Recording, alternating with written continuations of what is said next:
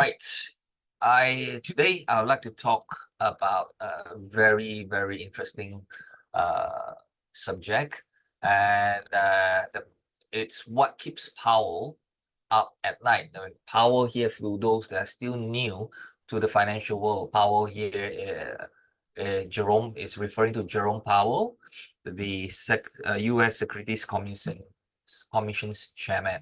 Okay, the head, the chair. Now, during the forum at the Economic Club of Washington, D.C., Federal Reserve Chair Jerome Powell was asked about what keeps him up at night. Okay. His immediate focus is on striking the right balance between easing monetary policies too soon or too late, as both scenarios pose significant risks. Right? Easing too early could derail the progress made in controlling inflation, while easing too late might stifle the economic growth and expansion. Now, I don't blame him. This is a very tough decision to make.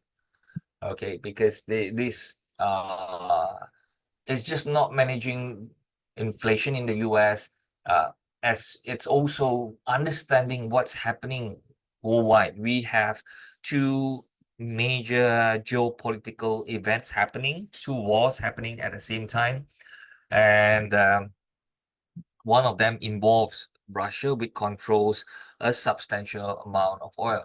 And with this kind of things, oil, as you know, in some way do affect inflation, right? So this is a very tough thing. It's because achieving this balance is critical for the Federal Reserve, which has only two jobs. Okay, the Federal Reserve adheres to a dual mandate. The first thing they do is control inflation. Second thing is maximizing employment. This is what the Federal Reserve does. Okay, so only two jobs this you have to do, but it's not easy because they have to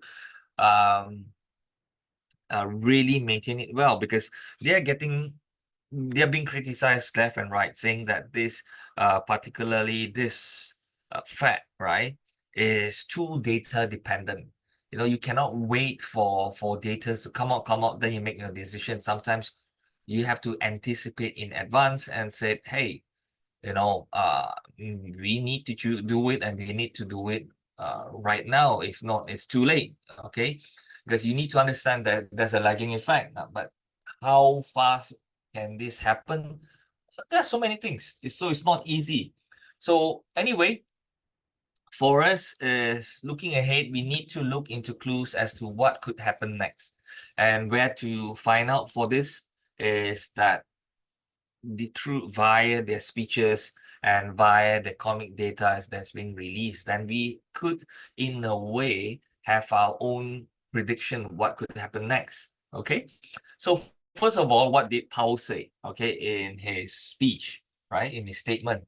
Now, Powell highlighted the recent CPI report, which boasted his confidence that inflation is moving towards the Fed's 2% target. He clarified that the Fed will initiate rate cuts before reaching this target, provided there's a strong belief that it will be achieved. So this is basically saying we need the inflation, the CPI, to drop to 2% before we cut. As long we are confident that it's going to drop to 2%, we will start cutting. So what are the other data that's going to help bolster this? Okay, so moreover, the current state of rising unemployment aligns with the Fed's perspective on when to consider reducing rates, as an overheated labor market could hinder efforts to reduce inflation. We are seeing right now unemployment rising above 4% to 4.1% already in the previous month. So this could actually be signs that it said, hey, watch out, labor market is not as strong as it used to be, right? So economists like Mohamed El-Erian, the chief economic advisor at Allianz, has observed signs of a weakening US economy. Now, we have evidence by reduced consumer spending and diminished corporate pricing power as well. Now, one of the ways, we are seeing right now what's happening also is that like the producer price index rose 0.2% last month. And it also simply means that, there is a new headache for the companies, because companies would find it tough to pass the cost to consumers given the state of the labor market. You have an rising unemployment. So it's not like before that you can pass the cost. When you have unemployment, people don't have money. They are usually tight. They are very careful in their spending. So if they're careful in their spending, they are very price sensitive. So how can you just simply pass this cost there? At the end of the day, they might say, no, I'm not interested in buying. So what you can do the following months, okay, in next month, is to listen carefully to what companies would be telling investors during the upcoming quarterly earnings. Every CEO, what are they saying? If they are saying that they can pass the cost down, no problem. If they are saying that they're seeing a soft market, it's going to be different. Okay, really, really different. But basically, I'm going to give you those signs.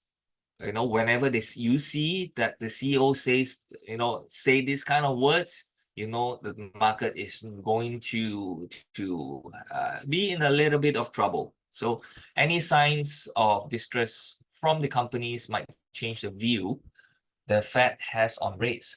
Signs like companies saying softening demand. If the CEO says there's a softening demand, consumers being turned off by a level of prices, or concerns of companies not able to pass off this high cost to consumers, would in turn be bad for the US economy. So these are the kind of words that we should not hear from the CEOs. Okay, so if we hear that, it's a sign already we should do something. Now, currently, the Federal Reserve projects a single rate cut in 2024, with further adjustments expected to persist until 2026. So in the past, they've said it will be three rate cuts. They have reduced that to one rate cut in 2024. And the other rate cuts will come in 2025 and end roughly in 2026. So the initial reduction is tentatively scheduled for September. We have seen an increase in the probability of a rate cut, increase from 70% right up right now to 90% for the September FOMC. So do expect that. Okay, that could happen. So anyway, in a nutshell, based on what we are seeing right now, I've always said that high interest rates are not very conducive environment for the economy to continue to grow, right? So the US stock market is anticipated to undergo a correction, potentially occurring shortly after the presidential elections. So from now to elections, we should have sufficient data to assess whether the economy is on track for a soft or a more severe downturn. Okay, so I do expect this, at least at the very minimum, a soft landing. And that to me is good news, because it will give us time to shop for the best deals going forward. Okay, so with that, that's the report for today. Let's move on to the chart.